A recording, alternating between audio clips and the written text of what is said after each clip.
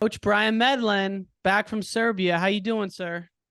I'm doing good. I'm doing good. I think I'm like a Serbian national now. I'm not sure how many days you got to be there, but I think I'm like close. So How long were feels you gone good. for in total, including the Uh, acclimation camp? it was over 3 weeks. I know that. I kind of stopped counting. It just seemed like the same day, kind of over and over again. It was like Groundhog Day, just one into another. But it was an awesome experience. Wow. So we're gonna talk. We're gonna go weight by weight. We're gonna talk about some of the weights. And I know you got a guy at 57, so we won't go as deeply there, but we'll go into the rest of them. But let's just kind of give us the behind the scenes, right? For those of us who are getting up every morning at 3:30 watching, was an awesome tournament to follow. One of the craziest freestyle tournaments that I've ever seen in terms of upsets. But what was it like for you guys? Where was your first when you left Champaign? When you left your front door, where'd you go from there? We went to Germany, Ramstein, Germany. It's an Air Force base.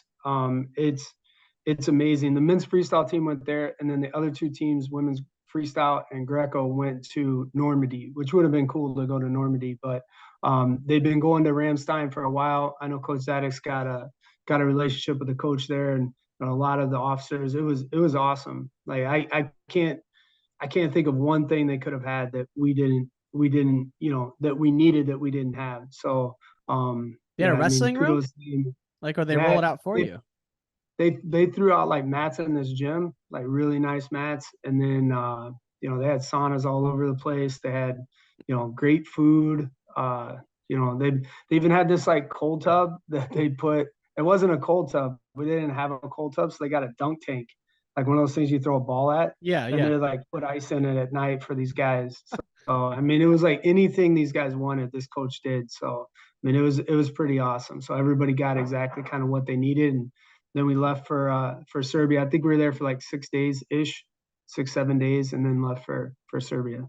And what do you when you're there? Is it like two workouts a day, or what's the schedule when you're in Germany? Um, it's very personal, like to the athlete. They have across the board. They have different people at different ages. Just what their personal coaches think they need.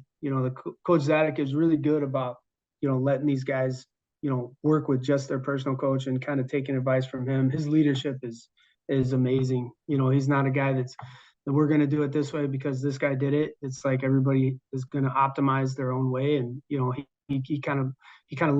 guides you if you need guidance, but at the same time he lets everybody kind of work on their own. So I think most guys kind of went for a couple of days, took a day off ish, and then did that a couple times.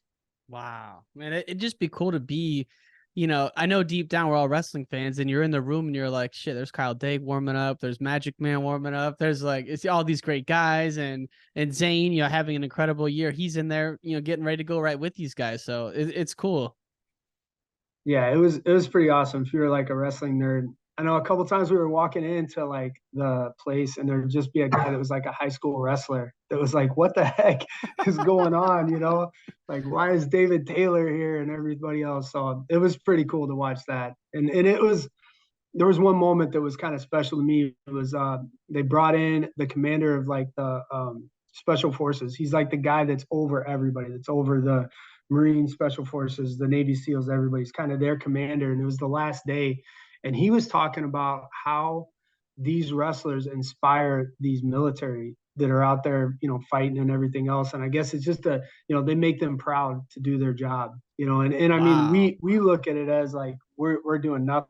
We're playing a game, and these guys are playing the game for real, and it's so inspiring that way. But it's kind of both ends. When USA does well in something, I think the military is very proud of being in the US and fighting for their country and everything else. So it was pretty cool listening to some of those things. And he had a really simple like, hey, go fight and win. Go fight and but win. Not just go fight. So it was cool.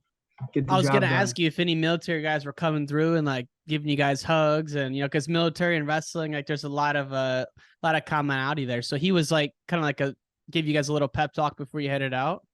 Yeah, it was like the last day. It was Wow. very surprising. He's a two-star general, and just stopped in with a bunch of his commanders, and like the Navy SEAL commander was there, and it was pretty cool. What? It was pretty Dang. cool. Like listening to these guys, knowing like this is the toughest humans on planet Earth standing here telling us, we make them proud. And that was really cool for me.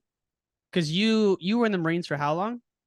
4 years. 4 years. Yeah. Yeah. So I was that's, in- were you in yeah. any kind of special operations?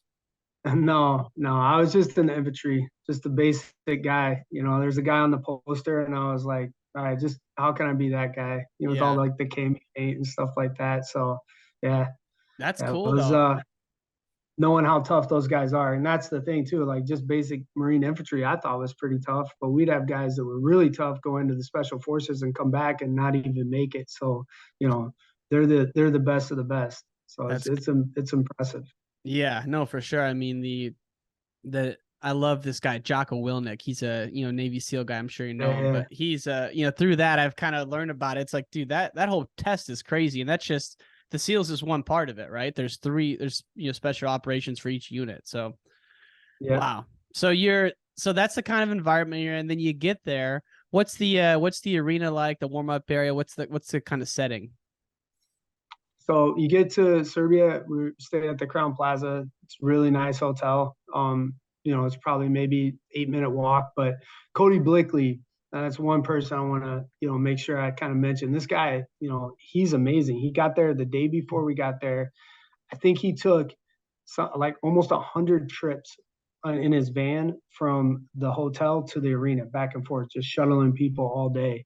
I mean, so like none of these guys even had to walk. You walk out the front door and there's just Cody Blickley in a van, and that guy. USA Wrestling just in general, they have these amazing support staff that like no one really talks about because everybody, they're not getting the glory, they're not in the big picture at the end, but they're amazing. Their travel agent, between him and their trainers and strength coaches were there, and nutritionists and everybody else that were there. And I got to see them in freestyle, and then everybody just, I think, assumes a lot of them leave, but they all stayed through Greco. So I mean, they're there for 12 days doing their job, exemplary every single day for 12 days. So pretty impressive. So we would get there, and he would shuttle us back to the warm up area where they eventually weighed in the day of their competitions. Yeah, it's like it kind of reminds me of what everyone always said about Illinois dominating at Fargo. Like the organization was off the charts on top of the great wrestlers. It sounds like USA Wrestling, which is awesome, just organized to the T. Yeah, yeah. And their freestyle coach does a little more on top of, the men's freestyle. I wasn't involved with the women. I know they do a great job too, but Yeah.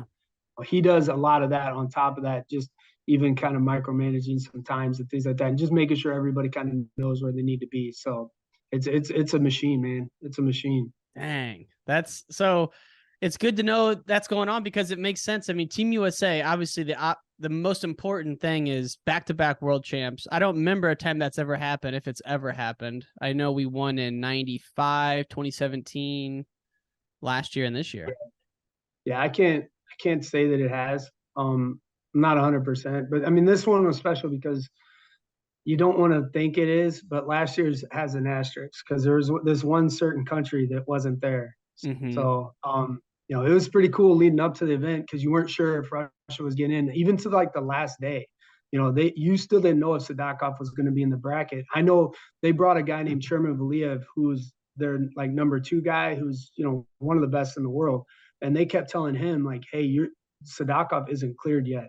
And that was even on Friday, and I think wrestling was starting on Saturday. So it was really cool having Russia send their very best guys Oh because yeah. I feel like they sent their best guy at every single weight, and it wasn't another going to be asterisk type year, where yeah, you beat Russia but they didn't have their best guys in. And if you took the scoring from the event and you put Russia in there, I know a lot of people were doing that. We still beat them, so that was pretty cool.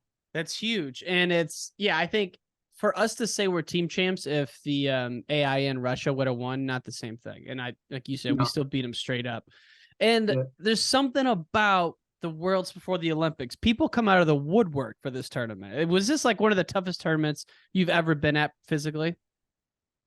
Yeah, I mean, there was a couple of brackets that, I would say like that 57 bracket was crazy. 65 had a quarter of their bracket was just nuts. I mean, just like any guy you could see could win it, at the same time. I mean, this was impressive. I remember 2015 being pretty crazy too. I felt like, but I feel like competition wise, there was a lot of guys that stuck around for this quad that maybe wouldn't have stuck around had it been like 4 years, but it was just like 2.5. So they stuck around. So I feel like this tournament really just was one of the toughest I've ever seen, with some of the best wrestling. Yeah, this we're going to talk about the quarters in 65 because that's one of the things I wrote out. And then 74, the first round in 74 was crazy. Chaos. Dude, it's just, and I was hearing some of I don't know if it was the announcers or maybe it was FRL, but or someone else was saying like 74 kgs at the Russian Nationals next year is going to be absolute mayhem. Like between the guys going up from 70 and, obviously Sadakov, and I don't know if it's supposed to be crazy or what, but let's get into the brackets here. Let's start at 61. Vito, I'm saying wrestler of the year so far in America, like what he's been doing. What are your thoughts on his performance and especially that finals? Yeah, so I mean, looking at his bracket, he was gonna have a Kyrgyzstan guy in the semis. He ended up wrestling him, and that Kyrgyzstan guy was at the Bill Farrell, and I was able to watch him a little bit. He actually came to Champaign after it, so I knew how tough the guy was. He technically 10-0. So going into that match, it's like, okay, he has a winnable, easy, but then he's got this semi that's like, okay, here's that test. Here's to see if it's the real thing, and he walked through. And I was like, man, I've never seen that guy get beat like that. So go into the finals, and he's got arguably Russia's like best lightweight. I mean, you can't say he's the best because there's a Goyev, but at the same time, like he's the guy that if he could beat 57 naturally, he would be like the guy everyone talked about, like teched his way through junior worlds, teched his way through, when it's at 61, he seems to maul everybody. And just, yeah, that was a great match. It was back and forth. And, I felt like Vito had the advantage almost the whole match. So, yeah, I would say it's hard to give wrestler of the year. You got David Taylor up there and doing his thing and everyone else. So, I mean, but he is very impressive, especially at 61. I feel like that's a natural weight for him. He still has to cut a little bit, but at the same time, he's not, killing himself to get down to 57. So he still has got a lot of pop. So just thinks that 57 weight, he's got to lose some disaster. Lose some of the body fat he doesn't have to get down there. So they need to add 61 and 70 to the Olympics, period, end of story. Like those are the prime weights in combat sports. It's lunacy they're not in the Olympics. Yeah, it's crazy. And I mean, the thing was like, they're like, well, we want to cut down. I think I heard something like on the amount of matches or amount of medals or whatever it is. But the way they run the tournament with like these single matches for semis, and then they didn't do both bronzes at the same time. Like I felt like every night was like I mean, there was a couple nights where it was like 10 o'clock and fans are still there. They've been there since, pretty much 10:30. There was a little bit of a break. So I honestly think they could. They're going to have to do some things differently with the way they run the tournament. I'm not saying you put down 24 mats like it's Fargo, but at the same time, like you got 4 mats, let's use all 4 mats and put 2 semis on at the same time, put 2 weight classes and kind of, speed it up a little bit. Yeah, you're not staring at the same mat, but I think that could be a way. I'm not 100%, but yeah, it's just there's too many good wrestlers to shove them into 6 weights. And I'm gonna get a little flack from the big guys, but former 103 pounder, we all know that the little guys, we need a little more weights at the little guys for wrestling than some of these upper weights where they've jammed like 4 extra weights in up top. And it's just not as competitive, so it's just a fact. I mean, it just is. So a lot of those 61s that went down to 57s, they struggled first round. They really struggled. Like watching them coming out of their first round. And I mean, it's like, man, I think, it affected their wrestling too. And a lot of those guys that did really well at 57 or 61s naturally. So that weight class would have been awesome if everyone would have been allowed to do the weight that they really should be. Do you think America was the only country that didn't send a lot of our guys to the Olympic weights this year? Because I feel like a lot of other people made the jump to the Olympic weights already. Like Rei Higuchi went down, and I think everybody went to their weights. I'm not really sure where Vito and Rutherford and Marsteller go next year. They each, to be honest, like looking at their bodies, each of them could go either way. You know what I mean? I think our best guy at that weight was at every single weight. You know, Hmm. I don't think anybody waited because you have the incentive of trying to qualify the weight, earn a medal, and you sit out at the Olympic trials. That's huge. You know, Hmm. we're Japan, even it's a little bit different. Like if you qualify the weight, even if you just take that fifth place match, that like extra fifth place match, you're the person. Like you don't have to wrestle off next year. You get to relax and just train for Paris. You know, there's people leaving Serbia right now from Japan that are like, I'm on the Olympic team. So, you know, I don't think that should be done. You know, I think it takes away from a little bit of the excitement, but at the same time, there's a lot of incentive for our guys to go down as it is. Yeah, no, I actually I threw out a little tweet. I get fired up. I'm in the moment. I'm very passionate in the moment. David Taylor just won, and I'm like, he should not have to wrestle off to make the Olympic team. A lot of pushback. That's very un-American. But bro, you're the world champ, like in the pre-Olympic year. I Well, you know it's just not think back right. to that. No, man, you think back to that Beat the Streets match, you know, 4 years ago where he's wrestling. I think he was wrestling Drew Drew Foster, Foster, tore his ACL, man. I right? mean, yeah, no, I think we should be putting bubble wrap around David Taylor right now. Like just not letting him Seriously. go into traffic, like making sure he's got a bodyguard, you know, all that. I want to go back to that. This is why I love having you on because no one knows this shit like you do. So the guy who Vito beat in the semis, I had no idea who he was. You're saying you watched him at Bill Farrell. He technically a weight up, comes down, and he's training with you guys, so you've seen him. And so remind me, Vito teched him? Yeah, yeah. I think it's like 12-2. You know, I caught him in a lace, and Vito's lace is Dude. legit, man. It's as good as it's as good as there is out there. So I mean, yeah, no, I mean that guy's he's freakishly good from kind of upper body ties, which is you always like to see that I do personally. I like to see clashes of styles. Like you got Vito, he's not really upper body kind of guy, and you got this Ulu who's pretty much lives upper body. So one of them is going to have to wrestle the other one's style and see how it goes. So yeah, it was pretty impressive. Vito did a great job of kind of neutralizing him and really just taking it to him. So it was good. And when I say rest of the year, I'm thinking back to the NCAA's where he put on performance of the tournament and like that semifinal round, what he did to really fix in the semis and RBY in the finals. It's like, dude, those guys alone are world caliber. I mean, we know fixes, and I'm sure RBY is not going to let us down representing Mexico at the Olympics. So it's like that's a crazy run that he's been on. Like it really is crazy. And Yeah, his dad, world champ or world medalist, right? world champ. I World think champ. world champ.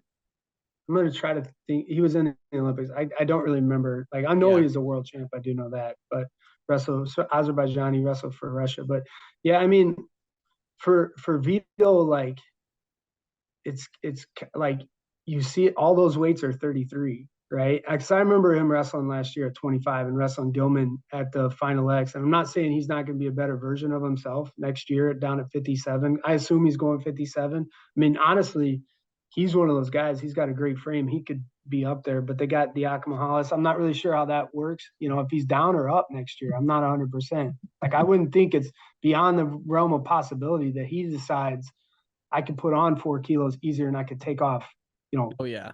4. So, I mean, I don't know. I mean, I assume he goes down, but at the same time, it's like him at 33 is so much fun to watch. He's got so much pop, Yeah. but then last year, kind of 57 and 25, you saw where you lose that, man. I mean, there's not a lot to take away. I know No. he's not making weight easy. So we'll see. We'll see what he does. I mean, I think right now his run this year has been awesome. So I want to see him continue. Unbelievable. And that's 65 kg weight though. That's I think toughest weight class in the world. And that step up there, those dudes, you don't really see this with Americans. These guys are so fast twitch, so strong. Like I'm thinking of Musa Kaya, but I'm also thinking of is it Tabanyan or Tavanyan? Like, dude, I these mean, guys are like lightning quick. Yeah, I can't even believe like yeah, this weight. So let's talk about the quarter. So I love the Iranian Khalili. Like I thought yeah. he's dominated. He beats Lee. Nick Lee puts up some good Hey, battles. man. Hey, we're not. I was just gonna say that. I don't think anybody expected what happened in the last minute. I thought he was gonna pin it.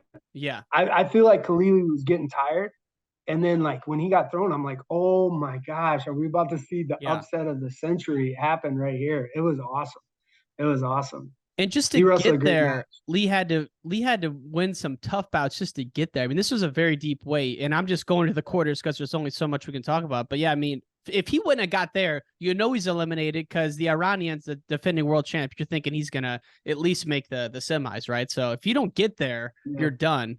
And I just feel like a lot of people this weight was like a big question mark, right? I mean, it's one of the toughest. Yanni got second last year, but as you said, some of the top guys weren't there.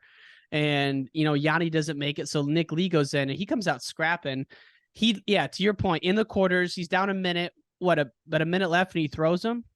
Yeah, like step around, body lock, just launched him, and he's got a double overs, and yeah, he popped his hips. I thought he was gonna pin him. I was going crazy. So yeah, no, that was impressive. I mean, and there just to get to the quarters, like in that bracket was hard, but there were some like first or second round matches that were. I mean, you could have said that could be the finals, and it wouldn't have shocked you. Really? It was Yeah, crazy. that's why I wish I could watch this with you, man, to see as it's going on because you got Musakayev, right? I mean, he's in the quarters. He is the Russian Momedov. Mamedov, yeah. Yeah. And then, Yeah. Musakayev is unbelievable. Have you ever seen anything like that guy? No, I mean, he's like the best part of like it's just so much drama when he wrestles. Like, how's it gonna go? Is he gonna get tired? Is he gonna be? It's never boring. Like, I don't think anybody like when he's wrestling. I think all eyes kind of like go to him almost. Like, yeah. I mean, going back to like, so he was wrestling in the Russian Olympic trials in like 2016. I think it was 2016, and he was in like Yakutia, and Yakutia had a guy named Lebedev who was like their guy at 57 for a long time, and he was at 57, and they just kept screwing him over to the point where there was a big fight, and then Dagestan actually took their team and left the Russian nationals, like wouldn't wrestle the rest of Russian nationals. They forfeited out. So like this guy's been involved in some of like the biggest controversies in wrestling. That just a match with Yanni when he's up like 9-0 and ends up getting disqualified because literally he won't go back to the center. Mm-hmm.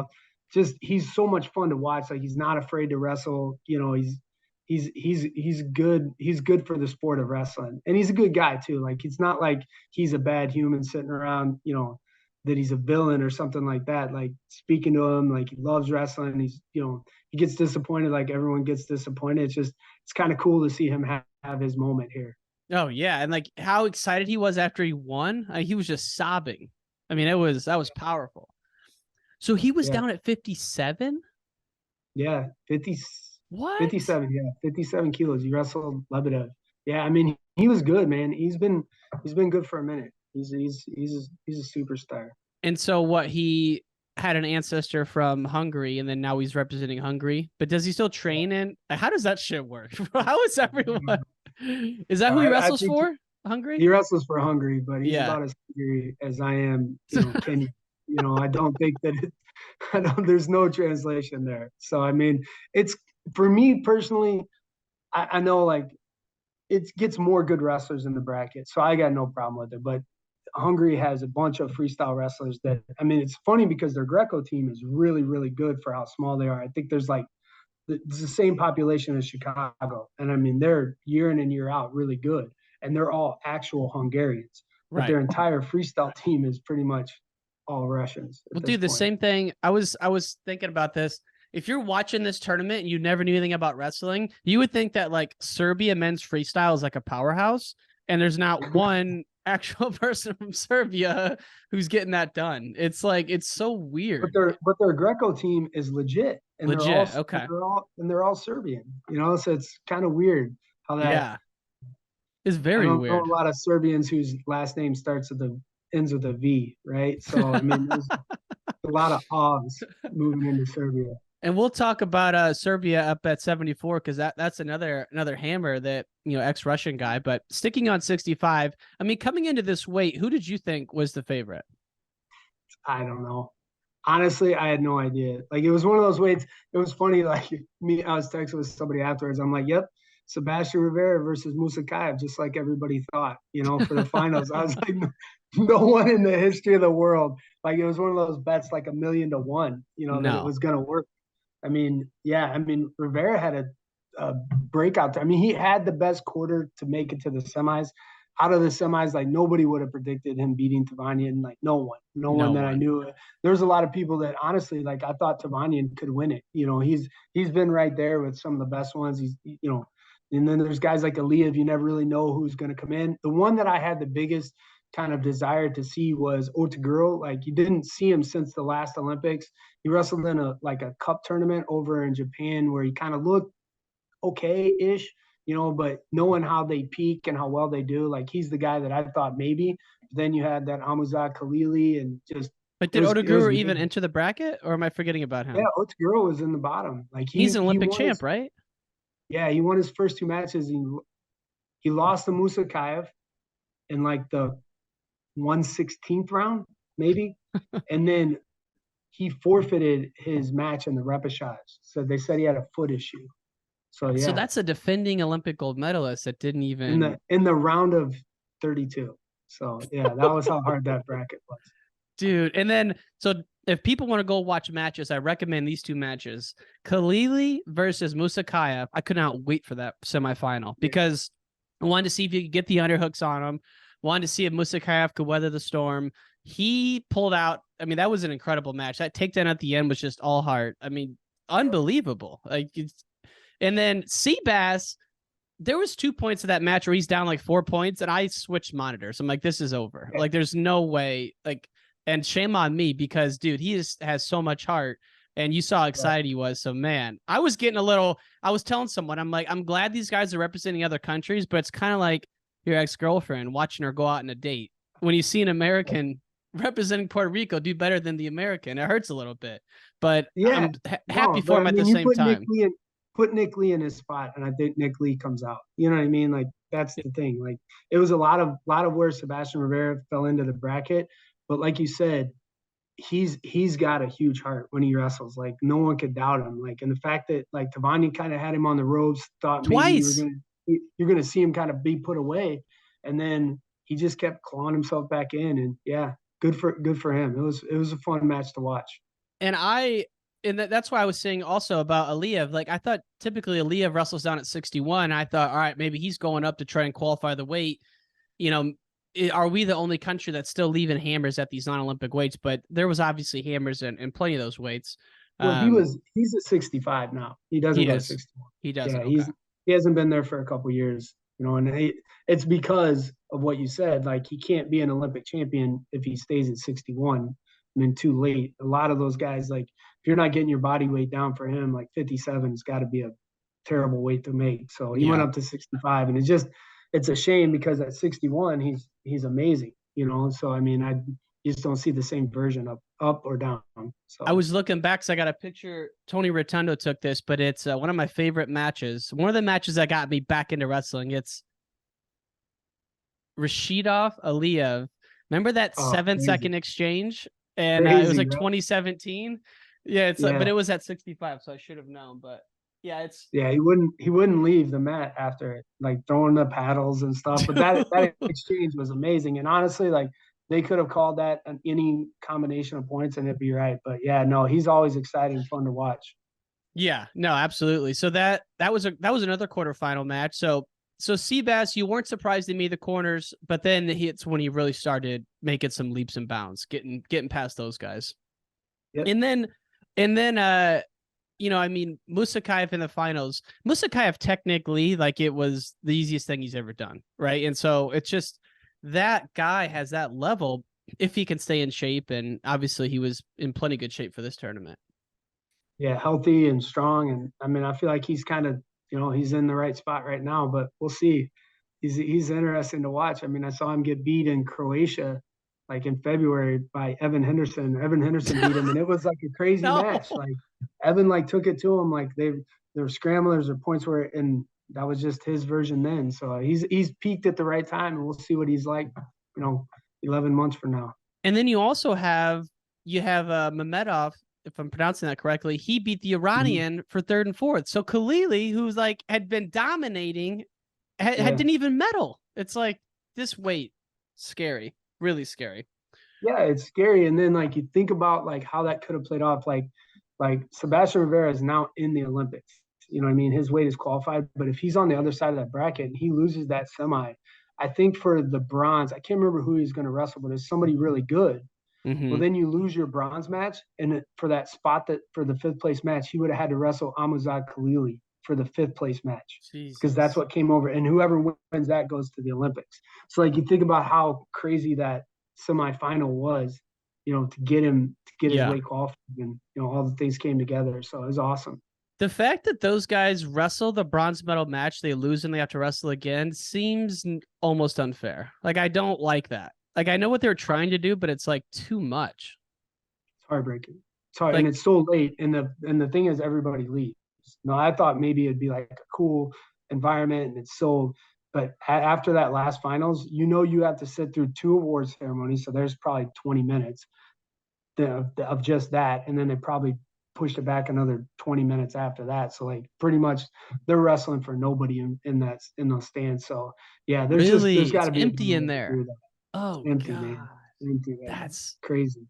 man, that's just like another kind of move that UWW did. Like, one, how they didn't have any word on if Sadakov and Sajalayev were going to be in. Like, they were in, they were out. Like, how is that? Like, that you can't even imagine another sport where that happens. And then changing the schedule around. The schedule was changed. You got some of this Yeah. new stuff. We just need some common sense there. All right, let's get back to the wrestling. Zane at 70. Wow. I mean, just unbelievable. Where's he going to go, you think? I don't know. How could Like he go I'm looking down? at it. I don't know. Like that's taking 10 pounds off his, 10 pounds, 12 pounds, whatever that is, taking that off of his frame is crazy. I mean, he's like a perfect 70-kilo body. You know what I Mm-hmm. mean? Like it's nuts. But yeah, I mean, I guess we'll see. I mean, I imagine just from experience from the past few times, he's going down, but you never know. I mean, he can go up too. I mean, Yeah. he's not super tall, so you don't really see a lot of 74-kilo body types looking like that. But maybe we'll see. I It mean, was he his turn. was, yeah. For the folks who didn't watch it, he basically went unchallenged until he got to the finals and had what's known as Baby Azdani, the Iranian, a really tough bout, but he won 8-5. And I mean, it was just, he's definitely, did he get second last year? Second, yeah, he kind of lost a match. It was just weird. It was like this Japanese guy who ended up quitting freestyle and wrestling Greco last year because they didn't have like he could go down to 67 kilos or six. I don't really know how it played out, but he had this and he got caught. Like Oh, because ultimately, Greco has got caught. different weights.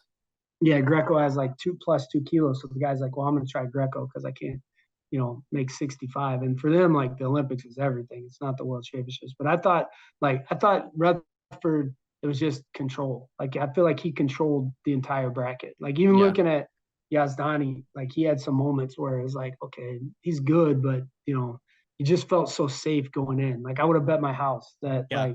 that Rutherford was going to get it done. So he's just so good at 70. He could win there for a while too, I think. I mean, that's Yeah, he could just keep going. Like take just next lock year in. off, and yeah, I mean, just don't even mess with those Olympic trials. Just wait for because they'll have a Worlds next year for it. Mm-hmm. And those are always pretty cool Worlds too. So we could see that. And you now is the Russian at 70, is it typically David Bayev? No, Bayev's up at 74 because like you said, it's not Olympic weight. I think he's going down to 70 for some dual meet that I saw that they're having between Dagestan and Ossetia. But no, it's usually a guy named Sharayev. They have two guys named Sharayev, but it was weird. They put in this Zerbayev as his name, which I honestly think is probably their fourth best guy. I don't really think this guy's that good. So I wasn't even really excited. Like Rutherford, I think would murder him because the guy's like he's built for like stamina. Like he tries to break people, and you're not breaking Zane Rutherford. So No. I feel like Zane would have took it to him.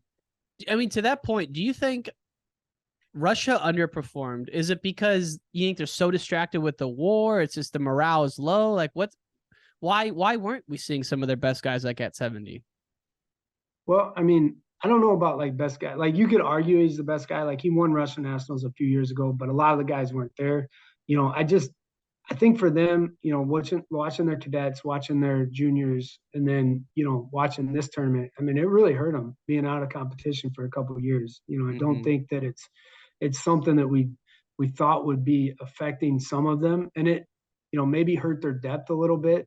That maybe some of those guys would have been 2 or 3 would have stuck on, and now maybe aren't giving as much to the sport. I'm not 100%. I just know they don't seem like the same version that was around in 2021 where they mollywopped their way through the Olympics. So I mean, I think they'll be back.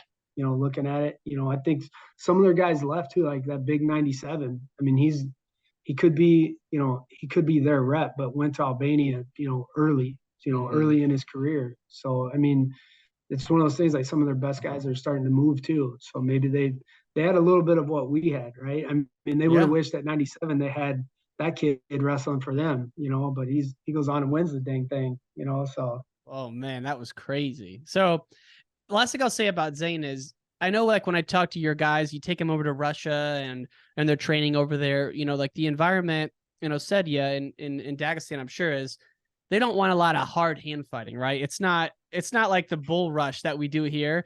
You think Zane is like one of those guys that they talk about, like, bro, this is going to be a miserable match? Yeah, he's probably in all their heads before you even start. You know what I mean? Like, yeah, no, they don't. He would be their worst nightmare. So yeah, no, he's crazy strong. And I mean, there's a couple years ago, but Isaiah worked out with him when we were over at some tournament, and he was like, "Yeah, we're just gonna drill," and it was live. Like it was live. Like Isaiah had to wrestle live to get a single takedown. Like he comes out of there, his eyes are all big, and I'm like, man, that guy's wrestling 70 kilos like that. And Isaiah Martinez is super strong. So like, I don't know, he's a bull. Musakaya versus Zane would be fun. That would be interesting. Yeah, the quickness. Musakaya would definitely blast a couple shots, but maybe Zane would break him. I don't know. I think that would happen. So I think, like, if we were to see that match, like maybe cut it down to like a 4-minute match. Mm-hmm. You know what I mean? Because I think 6 minutes is just too much advantage. I think he just breaks him. So going up to 74, weight class of the tournament, along with 65, in my opinion, it's funny because I've heard other people say this, right? Maybe it was JP. Sargouche was someone we could all agree to hate. Like, didn't like Sargouche, didn't like the way he wrestled. I don't like looking at it in the corner still. Sadakov, he's someone who everyone can get behind, and man, what a tournament he had.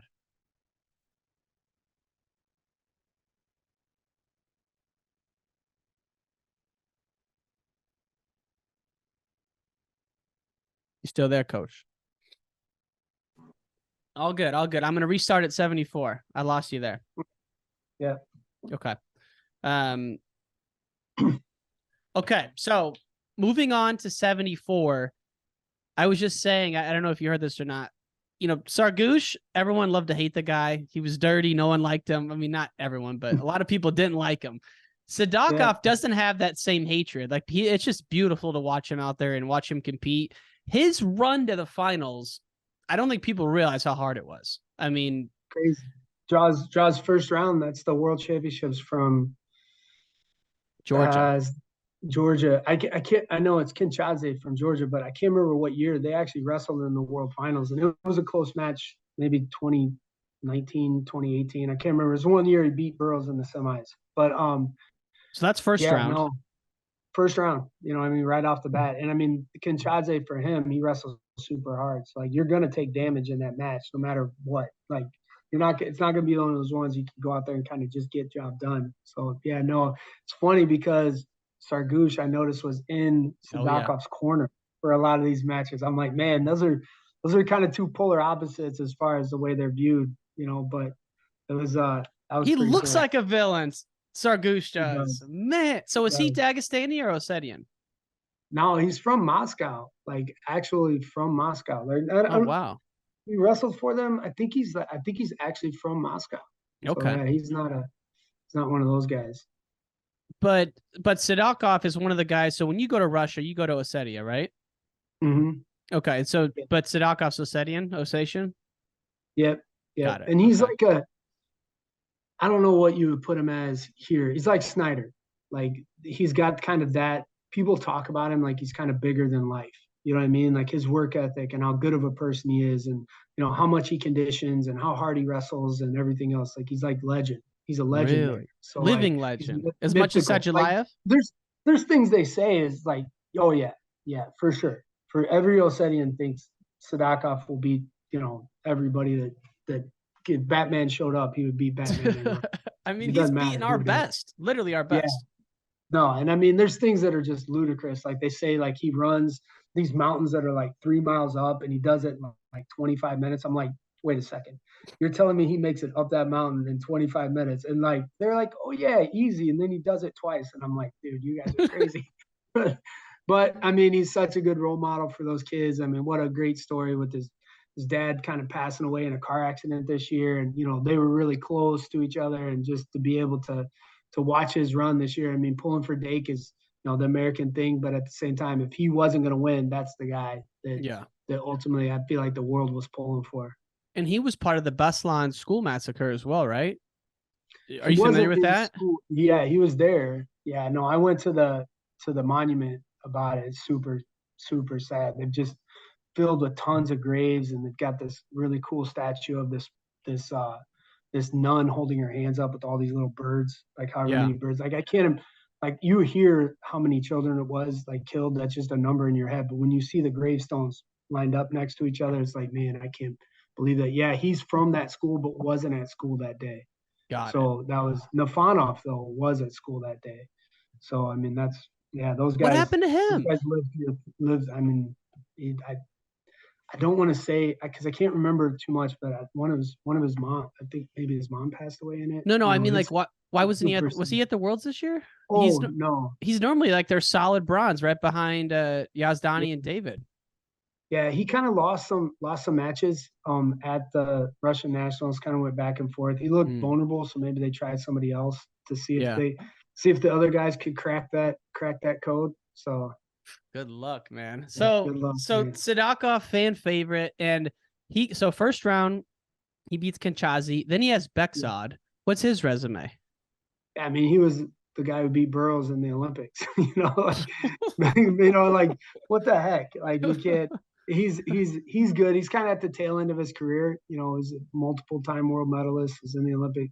Just solid wrestler. So I mean, you have that. That's your second round. So then he takes out Iran. Then he has Sabalov, who is Serbian Russian, another legend, and from the same town. And Sabalov actually beat him maybe 3 years ago in the Russian Nationals. It's like Sabalov. I feel like Sabalov plays chess a lot. Like he kind of knows, like thinks ahead a lot. And maybe like he understood Sadakov. So that match right there really probably worried the Russians about as much as any of them. Just because Sabalov is tricky and knows technique and positioning really well. So he knows what about the cat? Was it Zamalov? Who like kind of wrestled with a knee brace? Maybe he beat Sadakov at Russian Nationals like 2 years ago or something. He had that crazy match where he lost in like the last second, where he thought he was winning and he went out of bounds. That was like their Olympic trials. But yeah, no, he's one of those guys. Like since then, I know he's got a couple surgeries, and like who knows? Like who knows if he'll resurface very well. I know he's been wrestling a little bit, but didn't wrestle at their national tournament. So I don't know. And then in the semis, I didn't know this guy, Byramov, and then ultimately Sadovkov gets the Dake. And yeah, he got an easy semi. He had an easy semi. So he made it to the semis, and I was like, okay. And then, the Dake match, honestly, is the best wrestling match I've ever seen. Like, tell me about it. What do you think about this? I mean, I was just excited for it. I mean, it was the match that everybody wanted to see. Everybody was, you thought there was all these little things that could disrupt it, and you were just so nervous that it wasn't going to happen. And then as it was happening, people were like, man, I can't believe this is about to take place. And just, it didn't disappoint. Technically, I think both of them will make some adjustments next time, but like, it just could have went either way at any point. I feel like it was just a very, very well wrestled wrestling match by both people at such a high level. There was so little mistakes from each guy, and just, I mean, he etched one out. I feel like one of those calls was kind of weird where they got a call long review, and they were like two. Yeah, they definitely. I feel like got that. The Americans got some good calls this weekend. I'm gonna say it. Like we'll talk about Taylor and Yazdani. That could have gone either way, I think. And but okay, so let's get back to that one. So there's before that sequence though. Maybe this is me, but Sadakov came out hand fighting. Like he got in Dake's face right away. Yeah, all tournament in general. Like I feel like he always hand fights hard, but I feel like just this tournament in particular, I don't know what it was like with his training or anything else, but yeah, he didn't care how the first period went. He wasn't going to make any big attacks in the first period, but he was going to try to, get the guy vulnerable, get him kind of moving, which he did. Like ultimately, Dake started kind of coming up and down with that overtime snap, and then he was doing this weird thing with his right hand where he kept like almost like he was combing the guy's hair. Like he kept doing it. Like there's one match where he did it so much that the referee just stopped the match and told him not to stop it. And I don't think it's illegal. It just doesn't look right. Like it looks like it should be illegal. So yeah, no, he was hand fighting incredibly and going into the he didn't seem too concerned about the match score or getting passivities or anything like that coming out of the first. And then after that he started taking those leg attacks, and that was He when went right wrestling into got the real chest fun. wrap. He did not get like Yeah. twice. He was in on that head outside single because he goes lefty collar, righty high crotch, and he went right into it. And someone did a breakdown on Twitter. I love who does this, and he snakes the calf real low, and like Dake could not chest wrap him. Yeah, no, and I mean that you're right. Like getting right into Dake's wheelhouse. I feel like Dake's a little bit better. I feel like the chest wrap where the head's on the inside. He's not as good with the one on the outside. I don't think. I mean, just from you remember that match at the World Cup where he's got the Japanese guy and he's like standing him up, walking him around and throwing him, but that guy's head was trapped in the middle. Not able to get to the outside. So I feel like that shot was probably the shot that Sadakov was kind of planning to take all along, the head outside shot, because it's his best shot, but then it's also probably Dake's worst chest wrap position. So, but yeah, he kept taking his leg out from underneath him and he kept attacking the position. At no time did he kind of was like, all right, let's take a stalemate. I feel like some guys get in on Dake and they're like, okay, this was a bad move and I'll try to stalemate it. And then that's when Dake gets their hips above their head and it's pretty easy. So I feel like, Sadakov had a great game plan of knowing how hard he was going to have to wrestle once he got in there. And then just that wrestling, that whole time they were in, like you just didn't know what was going to happen. It kept going back and forth and back and forth and back and forth. So it was fun. It was a fun position. Glad it's so hard to score these matches. Like you watch these and you're like, I don't really know who's driving through on a double leg versus who's chest wrapping and rolling through. I feel like as Americans, we'll often see it more so on the side of the guy shooting and think that that's the guy who should be scoring. But I don't know if that's like that in other countries. Like they don't see the emphasis on shooting as much as we do. No, and they score in different ways from those positions. You know what I mean? They're not just let's sprawl. They from a young age are kind of free floating that position and sparring that position to where they understand it very well. Like he understood. He doesn't do as much like chest wrapping as far as the way Dake does it, but he's been in there with guys that do. So like he kind of understands that position at a high level. So they don't put as much emphasis on just basic baseline defense. So they kind of have a higher level understanding of that crackdown position and head outside on their feet. So yeah, and then just at the end there, when Dake loves getting a guy, what the hell is it called when you go on your knees when you're going out of bounds? Quad pod. Not quad pod, but like when they drop, like when you're getting a push up and they drop grounding. Okay, so Dake loves getting a guy in grounding, lifting them up like freak string and walking them out. He was getting ready to do that. Sadakov shoots a low single and hangs out there like with head 10 inside. Seconds left. Yeah. Head inside for the first time. And I was like, oh man, this could be it. Like right here. And even then, like he came up, I think Dake tried to kick over and he came up with the foot. And I was like, okay, well, he's safe. But then Dake pulled him back. And I was like, at real time, I was like, that's not even close. Like, this is a dumb challenge. Like, it was the end of the match. But then, like, looking on video, like, he was actually way closer than I thought he was about getting it. So, yeah, he gets that. It's back to him winning. So, it's crazy. Crazy match, crazy ending. I mean, think about Sadakov, though. Those two matches with JB, they're like seared in my memory just how clutch he was, because both times JB scored with 10 seconds left, I feel like, and Sadakov pulled something out. Like, those matches were more competitive than this match, though. Yes and no. Like I feel like the ending looks better for Sadakov when he just kind of like slides in there at the end. Yeah. But he was setting Burroughs up. I did like a study on the match and he hit King's that Gambit. lefty collar tie. Yeah, 54 times before he ever shot once. But I bet you if you go back and watch the Dake match, there was probably around 30 some hard collar ties or over tie snaps before he ever took that shot. So, 50? I mean, there's in the Burroughs match, I know there's 54. 54 times before he actually took the shot. So, I mean, I think this match was a lot closer Oh, in my wow. opinion. Like I feel like there was just so much good wrestling that like Dake could have just got one more position. Like he just wins that last position and tilts him, which he's been tilted in the last seconds of matches. So yeah, no, Yeah.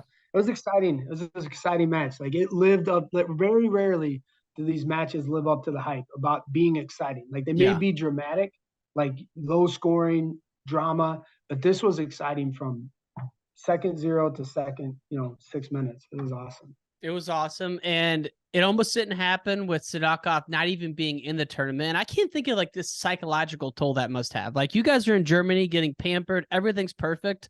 These guys don't even know if they're in the tournament or not. And like they're also pulling some weight. It's like that takes a toll on anyone.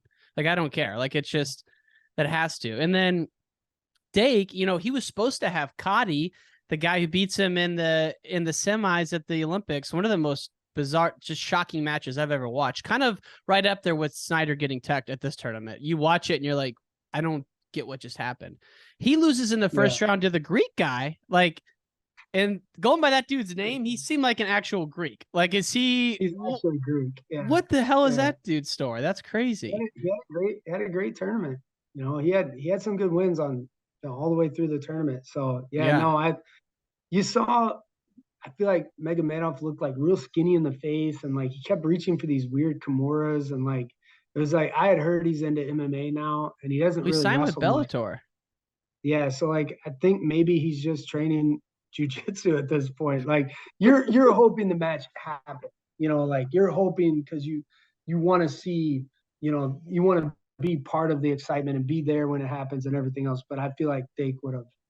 Man, it's easy to say this, but I feel like Dake would have took him to the woodshed. Yeah. I mean, that would be a good one to get back because that one was definitely a shocker to watch in Tokyo, and was looking forward to that. And then Chimizo also lost. That could have been Dake's route to the finals, but he wins out, makes the finals, and gets it done. Now it's like, all right, Olympic trials. We got Nolf. We got, you got, I don't know, like Keegan O'Toole probably thinks he's gonna make a run. David Carr probably thinks he's gonna make a run. I don't know. I mean, these guys are. It's gonna be tough. I mean, Dake definitely this tournament more than others, guys were in on his legs more than you saw. And I don't know if there was anything, it's just the world championships or if there was like an injury or something, but previous rounds before the Sadakov, guys were in the legs, whereas before, yeah, I mean, didn't he get taken down in both matches? Which is very rare to see Dake ever surrender a takedown. Yeah, I mean, he seemed in control to me, Yeah. and I'm not in his camp, so I don't really know like what the thought process is in some of those matches. Like, hey, you're better than this guy, and like maybe we're conserve. I don't really understand. I Yeah. don't know that for a fact. So like the fact that he wasn't really challenged to the finals and then wrestled one of the best matches. He's one of the best, if not pound for pound in the world. So I Right. mean, and it's crazy to think that there's going to be some young guys after him this year. So we'll see. We'll I see. I hope. think some of those guys are really good. So I think, yeah, maybe Dake hangs on till LA in 2028, but I don't know. I I'd like to see it. he's like getting younger, right? And that's the thing. Like That's he's the out in the thing. sun, and the Yeah. sun's rejuvenating him. Oh Somehow yeah. he's like de-aging. So Yeah. we'll see. I'd love to Benjamin see it. Button. 79, I'll admit I didn't pay too much attention to after Marsteller went out. One of my takeaways here though is that Azerbaijan had a pretty good tournament, man. Like every way I'm looking at, they have some guys on the podium, and I know they got a bronze here. Chance lost to the looks like Abbasov, who is the Azerbaijani. Mhm. That guy ends up getting I think he got like a fifth. But thoughts on Chance's performance? Yeah, I mean, it's his first senior world.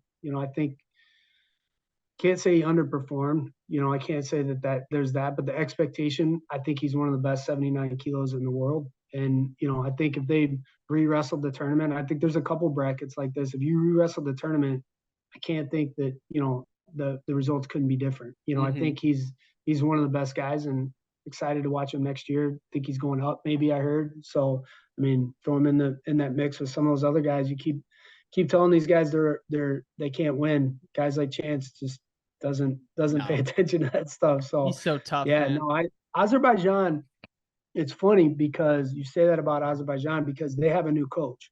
The new coach is the Ossetian coach. Oh So he wow. was the head coach of Vladikavkaz for many years. It's Gazumov. It's the guy who Kyle Snyder wrestled in the Olympics in 2016 in the finals. One of the best coaches I've kind of been around.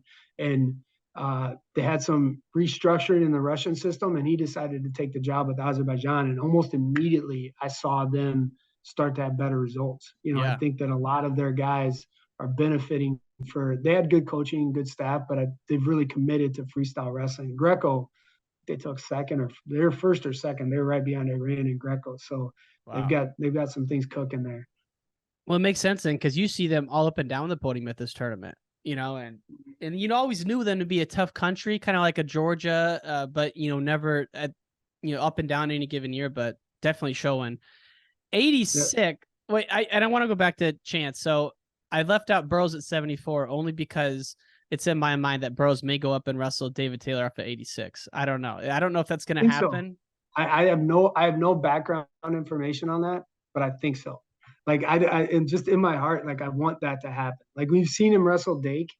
We saw what happened. Like I don't want that again. Like I want him It's to not go fun. up Yeah. and challenge like one of the best. He's one of the best. I think, getting them in the same bracket would be awesome. I think 86 went from being super boring the last time that they wrestled. Like he wrestled, I think maybe nickel in the finals of match that to like having this Aaron Brooks who's right there with the best in the world to Jordan Burroughs and probably Chance Marsteller and who knows who else. So it's going to But be exciting the trials next year. I think if David Taylor doesn't represent the US at 86, I'll be beside myself. But let's say, for example, JB got in there. 86 is much less deep than 74. Like don't you think? Oh yeah. Yeah, I No, mean, I like don't. 74 is a Yeah, I don't think. landmine. Yeah, I think there's two guys that are kind of way ahead of the pack at 86 in the world, and David Taylor and Yazdani, and I think everybody else. I think we have three guys could beat every other person, and I'm not Yeah. saying we don't have five guys that could beat Yazdani. Who knows? I'd love to see Yazdani versus Burroughs in the next Olympics. Yazdani, Burrow. How It should epic! have happened in Epic, 2016. epic, man, epic. Yeah. So David Taylor, I mean, what can you say about this? It was domination. There was an exchange that really turned the tide of the match that could have been scored either way. It went Magic Man's way. But I'm just shocked that Yazdani did not bring the heat in this match with the underhooks. Like I didn't see the typical, maybe he's changing his style. What were your thoughts on that one? Yeah, I don't think so. I actually watched his first round match. I think he wrestled Australia. I think it was I like watched that five match. to two. Remember, it was like 5-2 coming out of the first. You're like, what the heck is Yeah. happening? You saw that weird tape on his shoulder, and he wasn't throwing that left underhook very much at all. Mm-hmm. And I'm not saying he was hurt in the finals. I mean, it's hard to say a guy that makes it to the finals of the World Championships is hurt, but I can't say he was 100% either. I mean, they train. You watch these Iranians train on Instagram. I mean, their warm-ups are harder than most people's hardest workouts of the year. Like they Definitely. train crazy, and I think some of their bodies just take so much damage for that training over the year. And I mean, they need to get somebody in there to periodize a little bit those guys. But yeah, no, they're the best two in the world. Like you said, there's one exchange, but at the same time, like there's so much confidence I have in David Taylor right now. The way he dusted his way through the tournament and beat like good guys like they were not good guys. Like it's just he's at the top of the heap right now, and in all pound for pound number one in the world. I can't see anybody else that's different. His mentality, like when he's believing, like he's at the utmost belief right now, like no one's going to beat that guy mentally. I mean, he has so much confidence, and obviously he backs it up, and what him and Casey Cunningham have going on is really special. And man, you tip your hat to him. We are witnessing one of the greats, and we have many in that caliber now, but certainly David Taylor at the top. Shout out to a friend of the show, Miles Amin, coming through again, getting a world medal. Like if this was at 2007, Miles Amin would be the star of the show. A bronze medal at any of these weights would have been a big deal, right? Now we're so spoiled with riches that, we don't even realize it's like again, Olympic bronze medalist, getting a bronze at the World. He's going back. I love the Amin family, so I was pumped for him. Yeah, no, and I mean he's right there in that second tier. Mm-hmm. Like and you don't know, like he can pop up and peak at the right time. You see so many people do that in the last year. Have these incredible matches. And their training, everything just kind of fits together. Come next August, I mean, we'll see. But And right now, he's definitely in that second tier with those yeah. guys. And he said last year, the world, like he just was not up for it, didn't perform at his ability. So like you do see guys peaking, like for this pre-Olympic worlds, everyone's coming to this one. Yeah. I put down no Russia question mark at 86, but we talked about it. Just I was expecting to see Nafanov, but they sent somebody else. Yeah. I think It's I think crazy. Nafanov was one of the best. He's in that second tier. He's kind of the best of that second tier, I feel like, and just not to have him there, kind of, because you keep expecting him to also have that breakout year, to where we could see his best performances in 1 year, because he's scary to wrestle. I mean, for the most part, it's just those two at the top of the heap it's gonna take a lot to push him off. So now the one I'm thinking of is Brooks, right? I mean, another just animal. Did he wrestle Zahid this year, or what? Sorry, did he wrestle Yazdani, or was it Yazdani tech Zahid at one of those tournaments? Like it. So Brooks wrestled Zahid at the Open. I remember, and who won that Zahid one? was up big. Okay. Zahid was up big and then kind of folded, and Brooks took it to him. So yeah, no, I think Brooks ended up winning, wrestling Taylor in the finals of the tournament. I guess what I'm thinking of is I'm confusing two things. One, I'd love to see Brooks Yazdani, but then at the same time, we've seen Yazdani handle Zahid, correct? Yeah. I mean, it wasn't Yazdani wrestled Zahid. Zahid wrestled another Iranian over the Iranian that actually he beat in the Worlds this year. He wrestled him in Hungary and lost. Got it. Okay. And then the Iranian was supposed to wrestle the Israeli next round and suddenly got food poisoning. I was like screaming because he couldn't wrestle. Right. Yeah. We all know how that goes. Like, crazy. So up at 92, again, I don't want to spend a ton of time on this one. Zahid beats the Iranian, which a lot of people thought could have been the world finals. He had a lot of heart in that match, man. He gutted it out. Yeah. He was down. Like, he's fought and scrapped and clawed to win that match. That was impressive. Yeah, and like you said, that's a match that ultimately that guy beat him pretty handily the last time they wrestled. And him to pull that out was pretty awesome. But then, turn around and have to wrestle that Azerbaijani who's super tough, super tough. So I mean, that's and there was like a really short turnaround, I remember, on that match. So he had to turn around and get ready right away. That was the round of 32. It's like that for him when he beat the Iranian. It's like that's how deep this tournament was. Yeah. Which is round of before quarters, which they call it the 1 of 16 here. Yeah, I thought he wrestled him later, but I don't know. I wasn't paying super close attention to the rounds. I just know, watching him, beat the Iranian was pretty cool. Just because you see that, a guy that kind of handled him and he was able to turn the tables completely. So it's pretty awesome. And then 97, we have this. Was it Tadzitsinov? How do you pronounce it? Tadzitsinov. It's like a weird sound. So I don't know how you say it. We're witnessing the emergence of a future star. I mean, so going into this weight class, you have Snyder, you have Sajlayev. In the quarters or semis, did he tech Snyder? Quarters. And there's this picture floating around that. So this guy's from Bahrain. He's from Dagestan. Okay, here we go. Let's get the dirt on it. He's not from. He actually wrestles for Sajlayev's school. So Sajlayev has a wrestling school there in Dagestan. He owns it. He's the operator of it. He's in charge of the coaches. And like, this kid wrestles for him. So like wrestles for this would be like if you wrestle for Young Guns, you're like under Jody Strickmatter. Like this is kind of that relationship between the two. So, but before the tournament started, like this is a kid that maybe like not having junior worlds the past couple of years for Russians. Like these are why, kind of the main reasons maybe we don't know him as much, not seeing him on like the biggest stages of international wrestling. But there was a Russian guy that came up to me before the tournament and said, this kid is very, very, very good. And like, to hear them say that about a guy in Sajlayev's bracket, it's like, man, you kind of kept your eye on him a little bit, but still, like you just thought, what the heck, Sajalayev and Snyder, no one could touch those guys. I mean, and it's one of the craziest 2 rounds of wrestling because the Snyder match was total shock and awe. Like, even at the end of that first period, Snyder's down. Looks like he's in on an outside single, and he gets thrown through again for more points, and he gets teched in the first period. Like, and you could see Snyder like actually like crying, like he was just totally shocked by it. The next round, Tajisinov, Tazhudinof.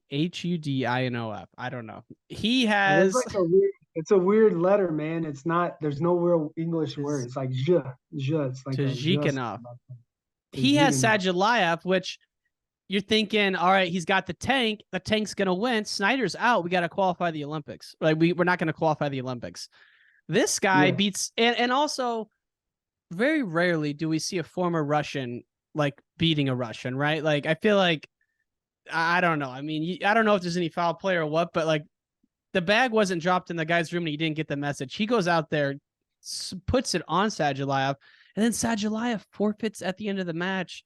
Ben Askren said it's like our no mas moment from Roberto Duran and Sugar Ray Leonard. But it's like you knew Sajalayev was injured. He had the surgery to repair some things, but forfeiting the match, what were your thoughts on that? Yeah, I mean, like you said, it's kind of weird because it's like you expected them almost to take it, like there to be that conversation of like, hey, we could put the American out right now, like with this. But that kid's personal coach for Bahrain is Sajalayev's personal coach. When Sajalayev was kind of at his best, he's got this skinny guy that from Dagestan, I don't know his name, but he's kind of his guy behind the scenes. He's at most of the worlds for him. So I figured like maybe something like that would happen. I don't know. Like I didn't know what would happen. You saw the emergence, like you said, of a guy that's, it's exciting to have because I think, looking at Snyder, I think this is something that's he can fix, a position that he's kind of not, that's kind of bit him in the butt, that head outside position a couple times. And, I think it's going to be fun and interesting to watch in the next Olympics. So hopefully Sajalayev is there. I heard he got surgery or something. Got surgery. Look, and it's like at this point, do the Russian coaches not say, hey, we want this guy to come back from Bahrain and wrestle for Russia? Or is that done deal when that happens? You can't go back. I mean, you can. I think there's a procedure to go back, but there's like a bunch of money that takes place. And there's like once you leave and you wrestle for another country, I know that it's pretty hard to get you back. So I think he's just gone, and I mean, their second guy behind Sajalayev is decent. I mean, he's a decent guy. He's actually the guy that wrestled heavyweight at the 2021 Olympics. So I imagine maybe you'll see him come down. I'm not 100%. Like yeah, it's right. I bet they wish they had him back for sure. Weird. I mean, think on Dagestani. The U.S., we're complaining about it now for the first time ever this year, but think about Russia. You got Musakayev, former Russian, he would have won. It's like this Bahrain guy. I mean, it would be weird to say, like, let's say this guy becomes the best wrestler ever. It would be very odd to say that the best wrestler ever is from Bahrain. Like, that's just weird to say that. Yeah, it's odd to me. I mean, to me, the best ever is Satiev, and I'm sure he could have wrestled for any one of these republics, but like, I don't know. It's just an odd thing. But either way, this guy rolls. Sajalayev comes back for bronze. Snyder comes back for bronze. Sajalayev and Snyder, they actually meet for third and fourth, and Sajalayev forfeited, which if that would have wrestled, that would have been awesome. It's just a crazy that weight really shook things up. That was insane. Yeah, it kind of, you just felt like you're in disbelief. You know what I mean? Like when Snyder got beat, it's like, we're just kind of sitting around quiet, like, what the heck did we just see? And then the Iranian and Sajalayev. Like, okay. I forgot about that match. That match was freaking crazy too. Stepped over and pinned him with hit him with like 9 different good attacks and then stepped over and pinned him. Yeah. Because everyone kind of felt, I don't know, maybe it's just me, but like everyone kind of felt like the match between Sajalayev and the Bahrainian kid was maybe not going to be on the up and up. Maybe it wasn't going to be that competitive. So you didn't know what was going to happen. But when Sajalayev almost lost to the Iranian, that was a dogfight match. That was actually like coming down to the end. Sajalayev was losing that and just steps over. That was crazy. Yeah, and I mean that's the same guy that Snyder was losing to with short time left too. So I mean that, and like Really? thinking about like before the bracket, you got to be thinking about like before the tournament started, you got to be thinking that maybe Snyder, his path on the backside may go through this Iranian if he loses. So like you're not, a lot of people, and I say a lot, I'm saying almost 99% of the world probably wouldn't even have put this Bahrain kid even in the equation, but he'll never come out of the equation now. He's in it. Forever. So he's special. And I Yeah. know I just realized the time. I know I've kept you so long here, so we're gonna buzz through this. Heavyweight, man, you gotta tip your hat to Mason Paris, man. What a performance. Yeah, it was touch and go in those first couple of rounds. Like there was like the Chinese guy, he got forward like with like short time, then he had to wrestle back through, and that I think he was supposed to wrestle the Mongolian who'd gotten beat by the Chinese guy. We weren't. I'm not can't That can't Chinese remember the dude was bracket too well. huge. Huge, huge. And I mean, this is a guy he had beaten. He had his first two matches, like he beat that Chinese guy I know in Hungary, and he beat the Italian Cuban guy that he wrestled before him, and he beat them both pretty handily in Hungary. But then this tournament looked a little shaky, like Yeah. going into that next round. So I mean, he wrestled great. I think he knows right now that he's right there with the best in the world, and his loss in the semis I don't think is going to bother him too much, and be Dude, able he to was shooting come back. he was shooting singles like he was in practice. Like he was like just I'm like, dude, you're up 4. Quit going under the guy. But he was just going. I mean, the guy's a beast. And in the semis had, one of the best ever in Gino and had him right to the end and made a mistake and would have won that match. I mean, so you Yeah, got I think that's just expecting. There's a time where you just expect to win. I think now he expects to win. Like he yeah. steps on that punch with the guy, and I mean, I think he pinned Zari in the World Junior Finals maybe a few years ago. He's got an answer to Zari's underhook, which is Mason rare. You know what I mean? Pinzare. I Yeah, didn't know that.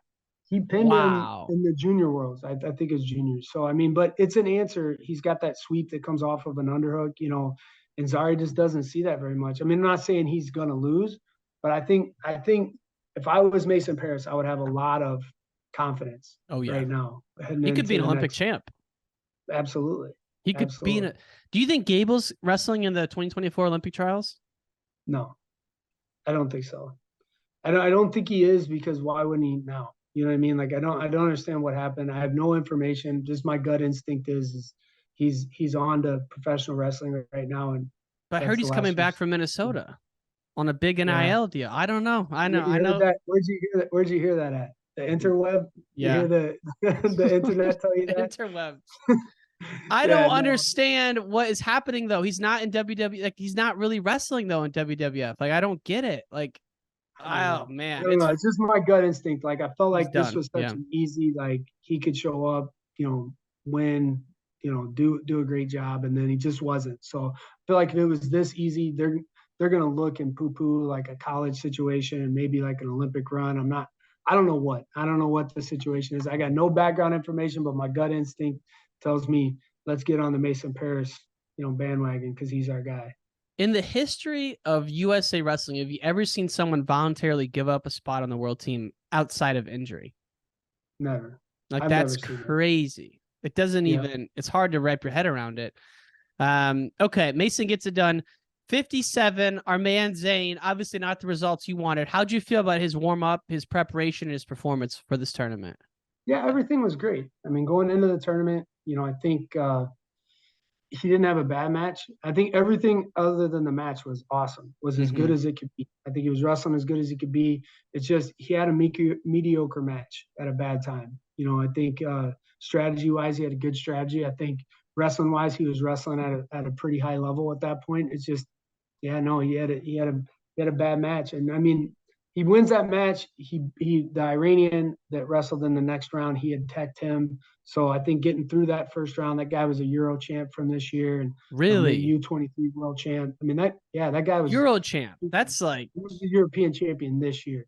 So and then he was also the U23 world champion. So I mean he's good, but he's kind of tricky. He gets you caught in this underhook. It's like he's got a great arm throw, but I don't think he was going to arm throw Zane. I think Zane just kind of spent too much time in his one position. So I mean, I think it's like anything else. We're witnessing Zane's best wrestling, and I think I'm a firm believer as a Christian that all things happen for a reason, and the fact that he lost here is going to, make him progress in ways that he wouldn't have progressed anyways. So I think, he's going to know how to wrestle that position a little bit better and just kind of handle the adversity of the match. So I'm happy with him, happy for him. So if ready he for wins the next that, he game. wrestles the Iranian who he had teched.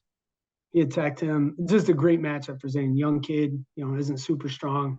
And then he was going to have Bakarov in the semis, who he's been really competitive with. He gets out of his 2-on-1 pretty easy, and was excited for that match, and just didn't play out. So I mean, it's one of those things that just turn the page and move on, and move on with the belief that all things happen for a reason, and there's brighter days ahead.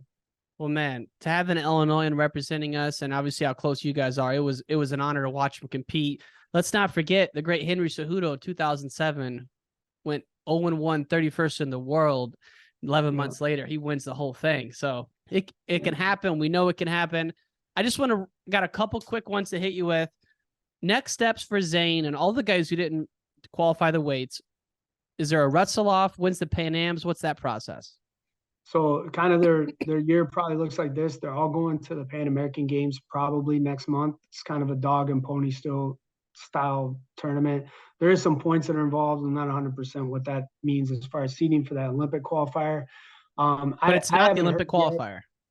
It's not the Olympic qualifier. It's the Olympic Games. It's like they'll have a camp in Colorado. Then they'll head to that. It's a competition against a lot of the Pan American people that are, that are okay. Roman Bravo Young isn't in that bracket. I know that because he can't wrestle until February. So it's probably, there's some good guys, but it's more of like a dog and pony show, type thing. So he then will have a wrestle off with whoever wants to challenge. And there's 3 guys that could challenge him, and then there's 2 guys that could challenge Lee. Those are the only 2 guys for freestyle that will be wrestling at the Olympic game qualifier at the beginning of March. I believe that's the 1st of March. So end of February, 1st of March. I can't.